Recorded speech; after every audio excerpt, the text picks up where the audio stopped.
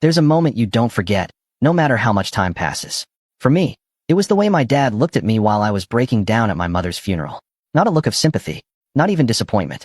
It was disgust, like I had personally embarrassed him by grieving the only person in our family who'd ever truly loved me without conditions. He leaned in, his voice low but sharp enough to cut through the lump in my throat, and said, "Real men don't cry, Austin. Pull yourself together and stop embarrassing me." I was 25 years old, but in that moment, I felt like a scared little kid again, shrinking under the weight of a man who never seemed to want a son, just a soldier. And right then, something inside me broke, not in a shattered way, but in a clean snap, like a rope that had been pulled too tight for too long. I stopped crying, and I stopped talking to him entirely. My name's Austin, and I'm 29 now. 4 years have passed since that day, but it still plays on repeat in my head like a bad movie with no ending. It wasn't the first time my dad made me feel like I was too much, too soft, too emotional, but it was the last time I let him have that power. Growing up, my mom was the buffer. She saw me. She understood me. She shielded me from my dad's worst moments. Those cold, military-style lectures about strength, obedience, toughness. I was never into sports, never into cars, never wanted to roughhouse or man up the way he wanted. I like books. I like music. I cried at sad movies. I used to write poems when I was a kid. He once found a notebook of mine full of them, and instead of asking about it, he laughed and asked me if I was trying to be the next Shakespeare or something less manly. We lived in a nice enough house in a quiet suburb, the kind where everyone smiles at each other, but no one really knows what's going on behind closed doors. My dad worked in corporate security, big on authority, rules, appearance. My mom stayed at home and made sure our lives ran smoothly. She was warm in all the ways he was cold. She had this soft-spoken way of making you feel safe, even when things were falling apart. I think she spent most of her marriage trying to keep the peace. Between my dad's rigid expectations and my natural tendency to withdraw, she played the middle like a master diplomat. But it took a toll on her. You could see it in her eyes. She never said it outright, but I think she was tired long before the illness took her. She got sick when I was 23. It was sudden and unfair. Pancreatic cancer. Already late stage by the time they found it. My dad barely acknowledged it for the first few weeks, like admitting she was dying was somehow weak. I spent most nights at her side, reading to her, talking with her, even when she was too tired to respond. He was always at work or handling things, but never really there. The worst part was that she noticed. She would hold my hand and whisper things like, "Don't ever shut yourself off the way your father did, sweetheart. That's not strength. That's fear in a suit of armor." I still remember the look in her eyes when she said it. Sad, like she was apologizing for something she couldn't change. She passed less than a year later, and everything cracked open. The funeral was quiet. Small. Just a few family members and close friends. I wore the suit she had bought me when I got my first job after college. She said it made me look confident.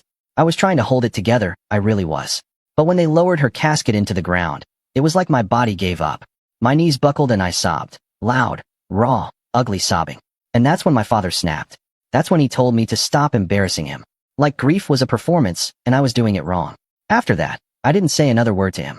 Not when we got in the car. Not at the reception. Not when he made a comment about how people were looking. I just nodded politely when spoken to and left early. He tried to call me a few days later, but I ignored it.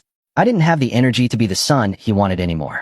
And more importantly, I didn't have the mother I used to try to protect by pretending everything was fine. A few weeks later, I got a call from my mom's lawyer. She had left a will. A very specific one. I didn't know the details until I came into the office and sat down across from a man who looked both amused and nervous. "Your mother was thorough," he said, sliding a manila envelope across the table. Inside was everything. Bank accounts, property documents, investment portfolios. Every single asset she had shared with my father was now under my name. Completely. The house, the savings, the investments, even her private checking account. She had quietly moved things around in the last year of her life, setting it all up to transfer to me automatically upon her death. I was stunned. She never told me, but she must have known what would happen. My dad, for all his lectures on strength and respect, didn't have the slightest clue what she'd done. And when he found out, when he found out, the man who once mocked me for crying was the one throwing a tantrum. He came storming into my apartment the same night, shouting about fraud and betrayal and how I must have manipulated her. I didn't say a word. I just pointed to the letter from the lawyer and told him to direct all further communication to my attorney. That's when the war began. He contested the will, claimed undue influence, accused me of forging documents, tried to paint himself as the loving husband who'd been cheated by his own son. He had no idea how much my mom documented. Emails, letters, voicemails, Every move she made was calculated. The woman who had spent her life making sure others were comfortable had finally decided to make me her priority, and every shred of it was legally airtight. Still, the process was long, painful. Every court date felt like I was reliving a nightmare with a man who made my childhood feel like boot camp. And throughout it all, he kept trying to talk to me outside of court, at one point even waiting outside my building just to corner me. "This isn't you, Austin," he said one night, standing in the cold with that same disapproving look. "Your mother would be ashamed." I looked at him and said the only thing I had said to him in months. "You don't get to speak for her." I didn't cave. I didn't yell. I didn't try to explain myself. I just let the lawyers handle it, like he once told me to man up and deal with things like an adult. The irony was poetic. When the verdict came down, it was clean. Every claim he made was rejected. The will stood, and he was out. No house, no retirement fund, no savings. But that's not where this story ends. Because after all that, after everything, he still managed to make himself the victim. He started telling people I had abandoned him, that I was cold, that I had let my grief turn into greed. He started calling me, texting me, leaving voicemails about how hard life was in a studio apartment, how he couldn't believe his own son would leave him to suffer like this. He used the word heartless. The same man who looked at me while I cried at my mother's funeral and said I was embarrassing him. And now here we are. But before I tell you how I responded, and believe me, I did, I need to walk you through everything that happened next. Because what my dad didn't realize was that my silence wasn't weakness. It was strategy. After the court ruling, I thought my dad would disappear. That's what most people do when they lose. When they've been legally, morally, and emotionally cornered, they usually retreat into silence, or at least shame. But my dad didn't believe in losing. Not because he was too proud, but because he couldn't imagine being wrong. He didn't just take the defeat personally, he made it my fault. In his mind, I was the villain, the ungrateful son, the betrayer. And instead of retreating, he dug in. It started with the calls. At first, they were spaced out, 1 or 2 voicemails every couple of days. Nothing overtly hostile, just pathetic. "Austin, it's your dad. I need to talk. Just call me back." Or, "I'm struggling here, son. I know things got heated, but we're family." That has to mean something. I deleted them without listening past the first few seconds. Every time I heard his voice, it yanked me back to that funeral, to that moment when I needed a father and got a drill sergeant instead. Then the calls turned bitter. "You're really gonna do this to me?" he snapped in one. "Throw me out like garbage? After all I did for this family." Another one had him practically spitting. "Your mother didn't raise you to be this cruel. She would have been ashamed." That one hit me harder than I expected. Not because I believed it, but because he was using her, the one person I loved without hesitation, to guilt me into obedience. Just like he always had. And then came the letters. Handwritten, shaky, and stuffed into envelopes with no return address. Some were short. Others ran for pages. They were filled with revisionist history, memories rewritten to cast him in a better light. He wrote about all the times he provided, like paying bills and putting food on the table somehow made up for the years of silence, criticism, and emotional neglect. He reminisced about teaching me how to ride a bike, even though that had been my mom. He brought up birthdays he barely showed up for, spinning them into cherished moments we shared. It was like watching someone rewrite a book I had lived in. But the worst part? He started sending the letters to my job. I work in a publishing house, small team, mostly quiet people, everyone keeps to themselves. I'd been careful about keeping my personal life separate. Then, one afternoon, my manager pulled me aside holding a cream-colored envelope. "Austin, I don't want to intrude," she said gently, "but this came for you. It's from someone named Richard.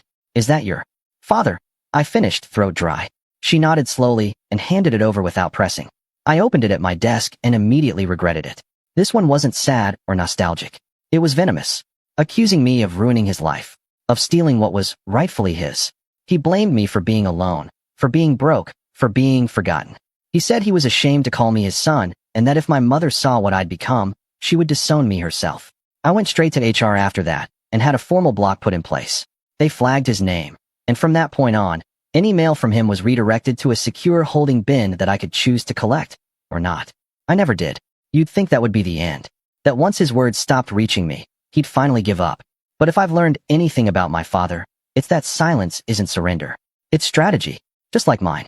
One morning, about 5 months after the court case closed, I got a text from my cousin Melissa.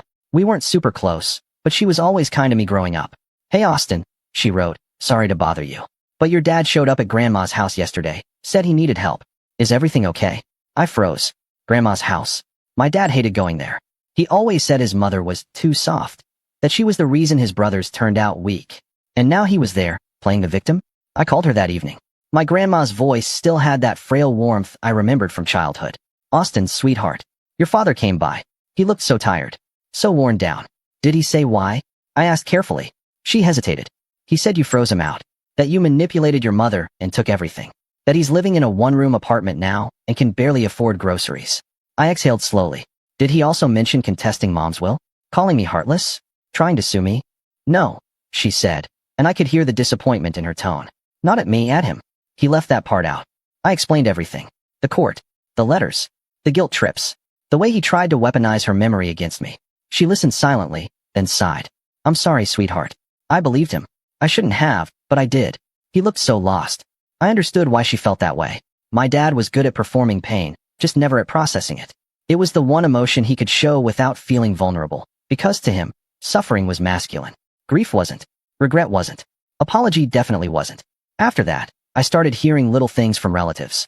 My uncle texted me asking if things were really as bad as my dad made them sound. A friend of the family reached out on Facebook, saying she was praying for my reconciliation.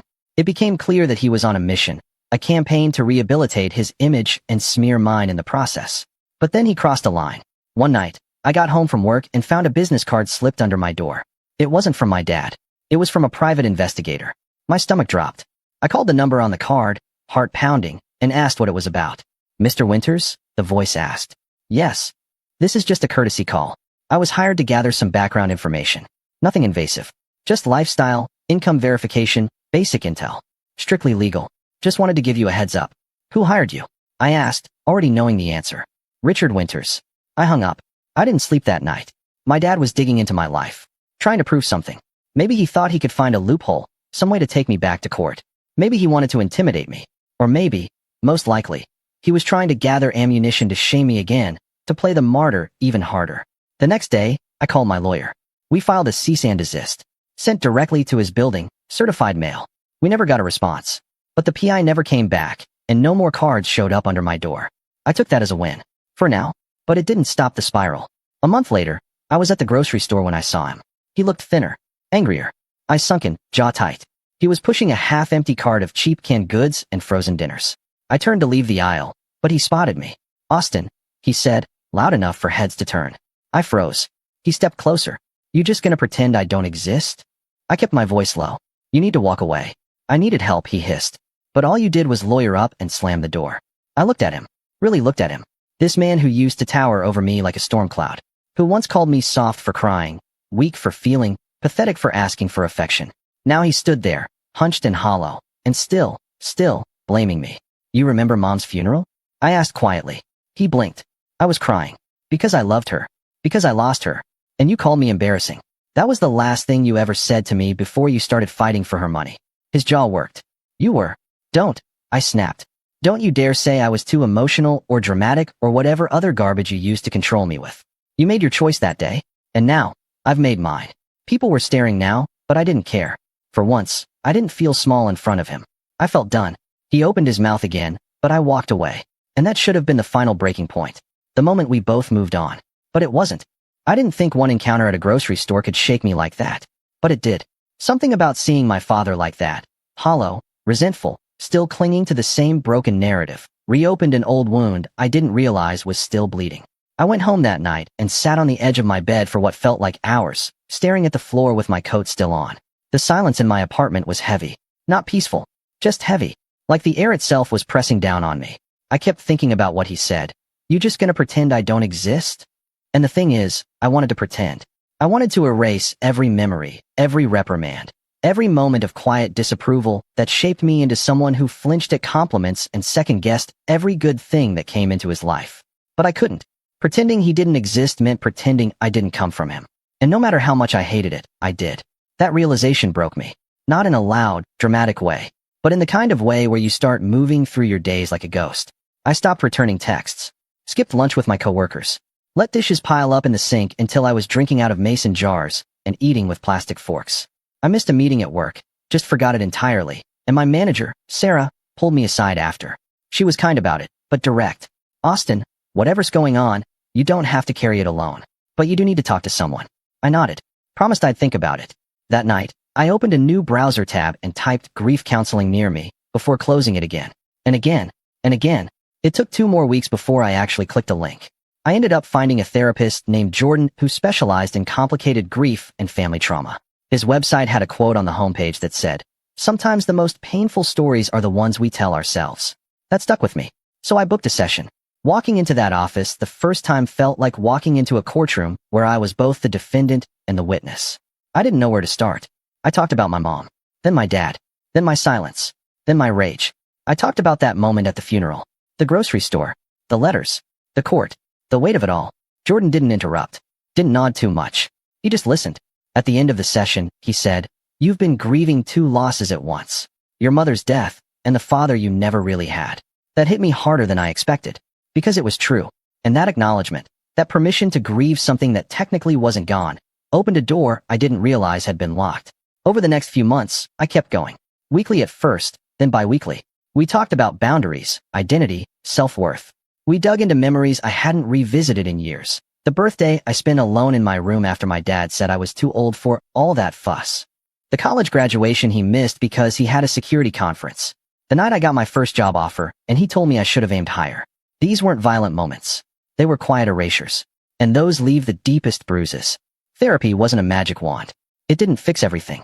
But it helped me start untangling the wires. Helped me stop seeing my worth as something I needed to earn from people who couldn't give it freely.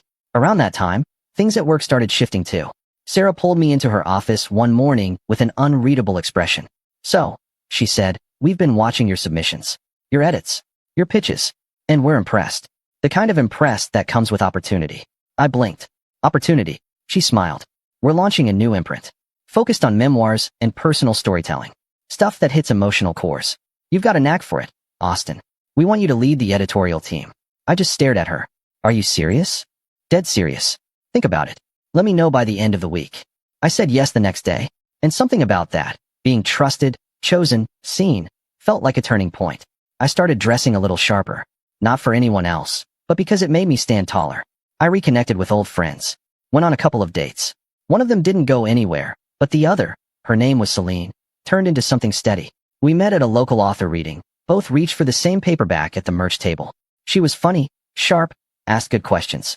Our first conversation lasted 3 hours over bad coffee and ended with a shared playlist we still add to every week. Celine didn't ask about my family right away, but when she did, I told her everything. Not all at once, but piece by piece. She didn't flinch, didn't offer pity, just sat with it. "It's okay to leave someone behind," she said once, "even if they're holding your last name." I didn't know how badly I needed to hear that. As the months passed, I felt lighter. Not fixed, but less fractured. I volunteered to lead a writing workshop at the local community center, just a couple of evenings a month, helping people turn their stories into essays or poems. One night, a teenage boy brought in a piece about losing his older brother to addiction. After he read it, he looked at me and said, "I thought I'd feel worse sharing it out loud. But I feel better." I nodded. That's how you know it's real. I walked home that night with a strange ache in my chest. The good kind.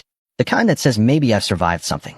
And then, just when I thought I'd finally found my footing, something changed. It started with a knock on my door. It was a Sunday morning.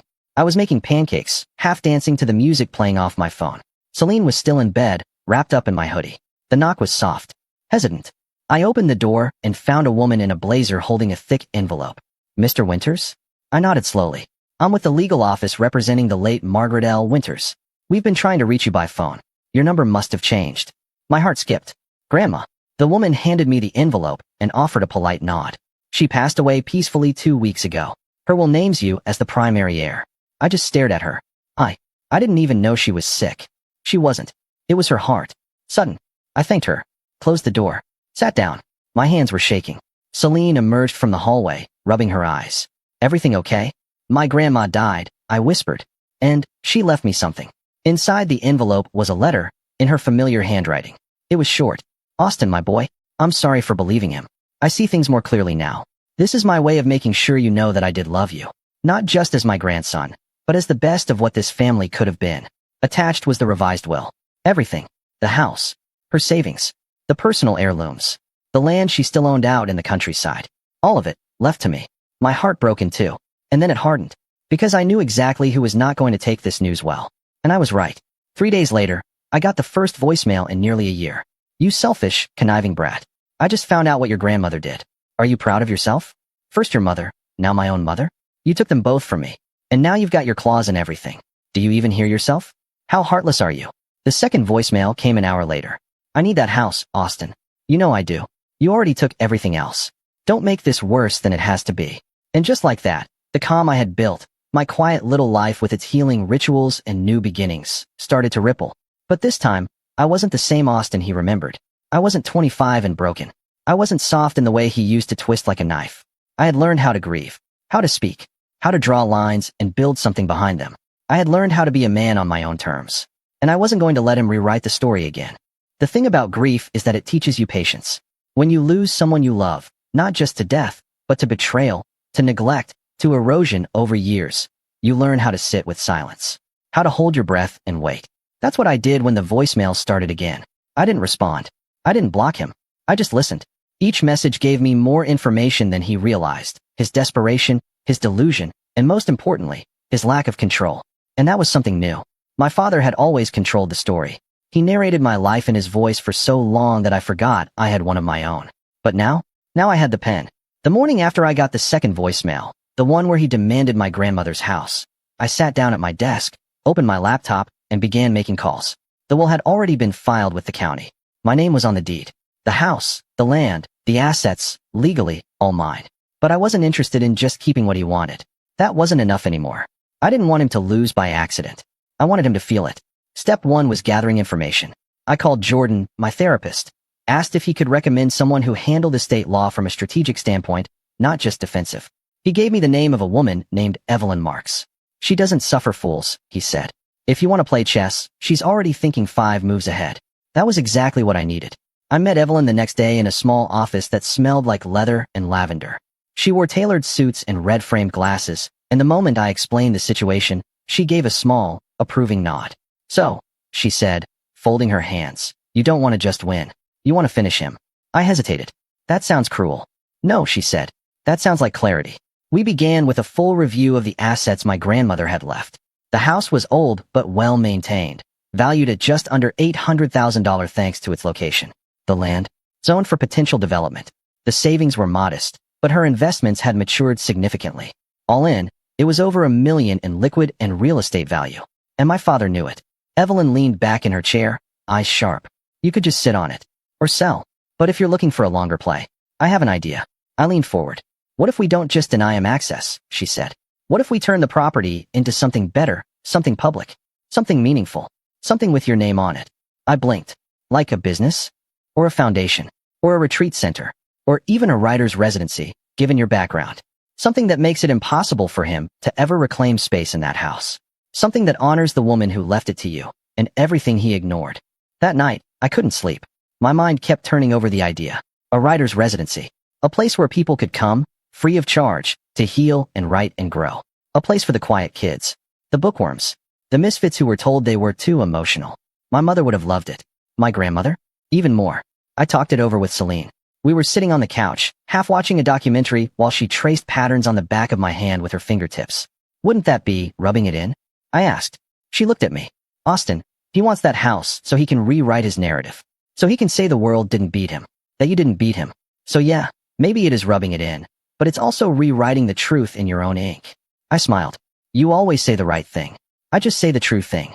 The next week, I filed the paperwork for a nonprofit. The Winters Foundation for Storytelling and Healing. A bit long, but I liked the way it sounded. I hired a designer to draw up a logo. Bought a domain. Registered social media handles. I reached out to a few local writers I knew. Asked if they'd be interested in teaching workshops once the house was ready.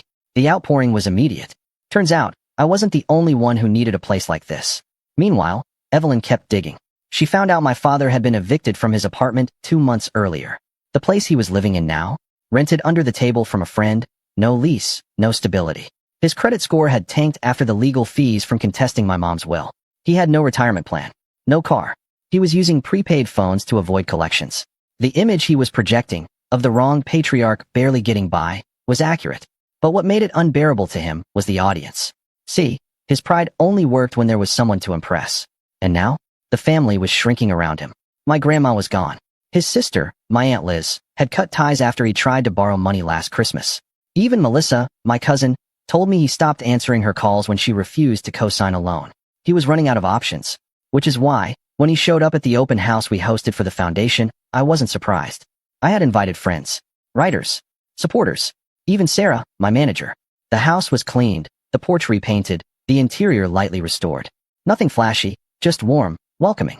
We had candles burning and soft music playing in the background. Celine stood by the old piano near the window, smiling as I gave a short speech about what the foundation meant to me. That's when I saw him, standing by the gate, wearing a faded coat and a face full of bitterness. I didn't acknowledge him, just continued talking. But he made his way in anyway. "Excuse me," he said, loud enough to interrupt. "What is this?" People turned. I stepped down from the porch and met him on the walkway. "This," I said, "is my grandmother's house. My house now." He scoffed. "You're really doing this? Turning our family home into some kind of, what? Art camp?" I smiled politely. "Healing center, actually. For people who grew up like I did." His eyes narrowed. "You think this is noble? This is pathetic. Parading your wounds around like trophies." "No," I said, keeping my voice calm. "It's called ownership. Of my past. My story. My voice." "You always were soft," he muttered. "Your mother spoiled you. Your grandma babied you. And now you're wasting their legacy." "Funny," I said. "They both seemed to think I was the legacy." That stopped him. He glanced around, at the guests, at the smiling faces, at the framed photo of my mother I had placed in the front hallway. "You're humiliating me," he said under his breath. "No," I said, stepping closer. "You did that. Every time you made me feel like I wasn't enough. Every time you chose pride over connection. Every time you called me weak when all I wanted was to be seen." He clenched his fists. "You think this makes you better than me?" "No," I said softly. "But it makes me free." And with that, I turned and walked away. I didn't have to kick him out. He left on his own, realizing there was nothing left to take. But that wasn't the end. Because a few days later, I got an email. From a local paper. "Hi Austin," it read. "We're doing a piece on unique community spaces and nonprofits. We heard about your story. Would you be open to an interview?" I hesitated. Then I clicked reply. And that is when the final domino fell. Because nothing, and I mean nothing, destroys a narcissist like having the truth published, where everyone can see it. The article came out 2 weeks later. It was a modest piece, tucked in the local section of the Sunday paper, but the headline carried weight. "Turning Grief into Growth. How One Man Transformed His Family's Home into a Healing Center for Writers." The journalist had done her homework. She interviewed me at the house, took photos of the garden I'd restored with my mother's favorite lavender, captured Celine and me painting the porch steps together, and even included quotes from some of the early workshop attendees. But it wasn't just a feel-good human interest piece. It was personal, honest. I talked about the loss of my mother, my grandmother, and the complicated legacy I inherited, not just in property, but in pain. I didn't mention my father by name, but I didn't need to. Anyone who knew our family knew exactly who I was referring to when I said, "Some people define strength by silence."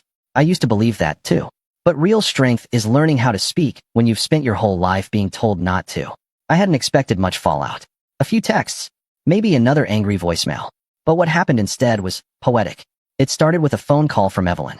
"Austin," she said, sounding oddly amused, "you might want to sit down." She forwarded me an email thread between my father and a local real estate developer named Barry Kellerman. The same Barry who had previously made offers on my grandmother's land for a proposed strip mall that she'd always rejected. My dad had apparently reached out to him again, hoping to secure a backdoor deal, something under my nose. He offered to broker a conversation, saying he had leverage, that I was emotionally unstable, and would eventually cave if pushed hard enough. Barry, sensing something shady, forwarded the emails to his legal team. One of his assistants happened to be married to one of the writers in my workshop. Small world. I sent the entire thread to Evelyn. She laughed. "He's not just desperate. He's sloppy. We could bury him with a restraining order." I paused. "Can we do more than that?" She leaned forward. "How far are you willing to go?" And that's when I made the decision. I wasn't going to let him rewrite the ending. Not this time. Step 1 was the restraining order, easily granted after the emails and past harassment. Step 2 was putting a public legal notice in the paper, affirming that all communications regarding the Winters property would go through my office and that I had zero intention of selling, leasing, or transferring any part of the estate. It was formal, clear, and permanent. Then came step 3, the gala. With Evelyn's help and some generous donations from local businesses and former students, I planned an inaugural gala for the foundation. A celebration of storytelling, healing, and community. We invited authors, counselors, educators, and artists. I wore my best suit. Celine looked radiant in a navy blue dress. The house had never looked better. Lights strung through the trees, live music on the porch, and tables adorned with fresh hydrangeas. Halfway through the evening, I gave a speech. Not about my father, but about legacy. I used to think legacy was something you inherited, I told the crowd. But now I understand. It's something you build. It's in the lives you touch, the stories you help shape, the spaces you leave better than you found them. The applause felt like closure. But the final note came weeks later, quiet and surgical. Evelyn had discovered that my father had taken out a high-interest loan years earlier, using what he believed was shared marital property as collateral. Problem was, after the court case, it was proven that my mother had quietly moved those assets into her name, meaning he had no legal authority to use them. The debt collectors had been circling for years. Now they had an opening. Evelyn contacted them with all the documentation. They moved in fast.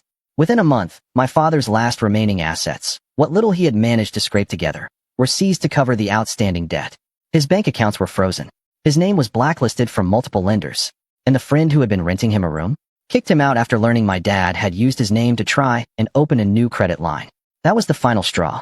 The next I heard, he was living in a budget motel outside of town. No phone, no car, no friends, just bitterness and bedbugs. I never went to see him. I didn't need to. Because the revenge wasn't just in what he lost. It was in what I built. The foundation became something real, something beautiful. We held workshops every season, partnered with schools, published anthologies of the writing that came out of the retreats. I watched people walk through the same halls my father once stormed through and leave with lighter shoulders. I saw kids who reminded me of myself, quiet, uncertain, find their voices for the first time. And sometimes, when I'd walk past the old oak tree in the backyard, I'd pause. Not to mourn, but to reflect. To remember the boy I used to be. The one who cried at his mother's funeral and was told to be ashamed. I'm not ashamed anymore. I'm proud. Proud of the pain that taught me how to grow. Proud of the silence I broke. Proud of the legacy I chose to build with love, not fear. The last time I heard from my father, it was a letter, sloppily handwritten. No return address. All it said was, "You turned everyone against me. You made me nothing." I folded it once and dropped it into the shredder. Because I didn't make him nothing. He did that all on his own. I made myself into something. And that's the difference. Sometimes the best revenge is simply becoming everything they told you you could never be.